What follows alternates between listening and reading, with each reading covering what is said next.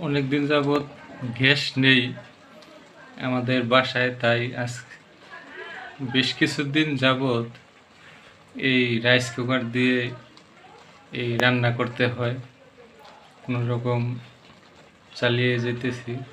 আর গ্যাসের বিল তো ঠিক মতো দিতে হয়, গ্যাসের বিল তো বন্ধ নেই। তাই এই যে একটা সমস্যা যে গ্যাসের বিল দিতেছি, আবার এদিকে কারেন্ট খরচ করতেছি, যে এটার সমাধান কি? এটা তো কোনো সমস্যার সমাধান পাইতেছি না। এই যে কষ্ট করে মনে করেন যে ঠিকমতো তরকারি রান্না করা যায় না, ঠিকমতো খাওয়া দাওয়া, কারেন্ট খরচ, কারেন্ট তো অনেক কারেন্ট বিল আসে। তাই এই জন্য এটার সমস্যা কিভাবে সমাধান হবে, এটা আপনারা দর্শক সবাই এটার একটা কমেন্ট করে জানাবেন যে আপনাদের বাসাতে কার কার বাসায় গ্যাস নেই, কি সমস্যা।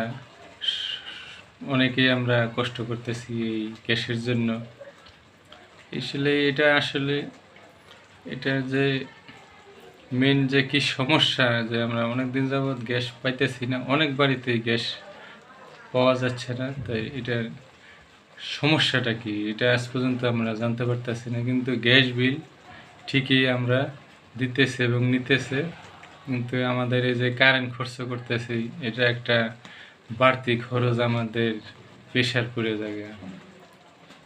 তো এই জন্য আপনাদের মতামত একটু জানাবেন দর্শক সবাই, যে এই যে মানে কুকার দিয়ে রান্না করতে হয়, গ্যাস বিল তো পুরোই দিতে হয়, গ্যাস বিল তো কোনো বন্ধ নাই, গ্যাস বিল তো কোনো মিস দেওয়া যায় না, মিস দিতেছে না, ঠিক আছে।